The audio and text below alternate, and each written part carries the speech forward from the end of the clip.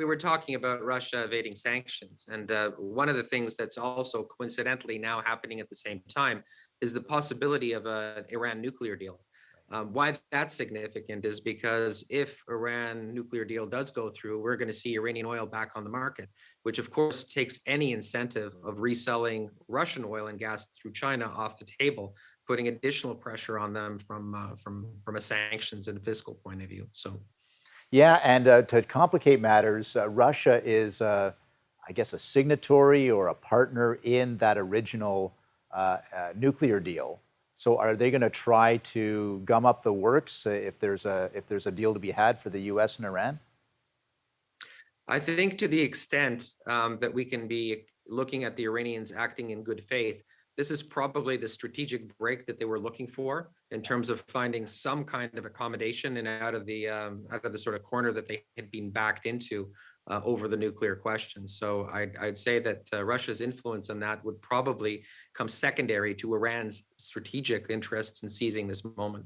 Interesting stuff. How does this affect prices at home? Obviously, we were talking about oil and we were talking about wheat and food. Do you see this as a longer term issue or a short term issue? Well, I think right now the markets are reacting on the short term, which is the level of risk and the disruption to supply chains. The longer term perspective is obviously going to depend on the trajectory of the conflict. Are we looking at a long conflict? Are we looking at a short conflict? Are we looking at one in which Russia comes out as effectively a new Cold War power, or one where we're back to the 1990s because there's a regime change in Moscow? So I think there's a lot of unknowns right now. Markets don't like unknowns, so we're going to see price spikes in the short term. The long term is going to depend on the supply chain. And there's a number of things that are already in play. I mean, for example, now is the time of year where Russia traditionally will sell its winter stocks of corn and wheat. Those aren't going on the market, which means invariably we're going to start seeing prices going up. In a month's time, it's planting season in Ukraine. So unless we have some kind of wind down of these particular hostilities, we can see a massive disruption over the next 12 months as essentially the supplies from Ukraine are not be able to meet the market, go onto the market, and neither are those coming from Russia. So there's a lot of knock-on effects here we need to look at. Where do you see China in all this? Obviously, they've got this strategic alliance, if you will, with Russia. They can't be happy though with their ally doing so poorly on the battlefield and creating this worldwide reaction and instability.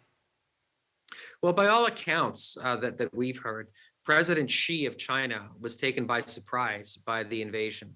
Now, whether this is true or not, the reality is that what Putin has done essentially has violated a principle that China has tried to uphold many, many times in the UN, and that's the principle of national territorial sovereignty. Right.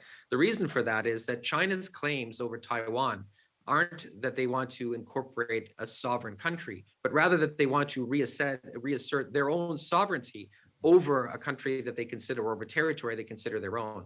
So the fact that they're now in a position of having to defend effectively their ally invading a sovereign state puts them in a very tenuous position, and certainly much more cautious than we would expect them to be, given the sort of brotherly love previously expressed by Putin and President Xi.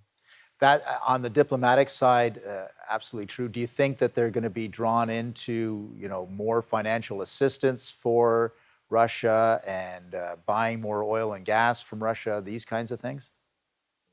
Well, I mean, look, the reality is that China is already a major client of Russian oil and gas. In fact, the Freedom of Siberia pipeline, which is just completed, effectively cemented that. And I think it's part of a longer term partnership for China to secure energy sources that don't require transshipment around the world, and for Russia to basically diversify its trade away from export just to Europe through the pipeline system.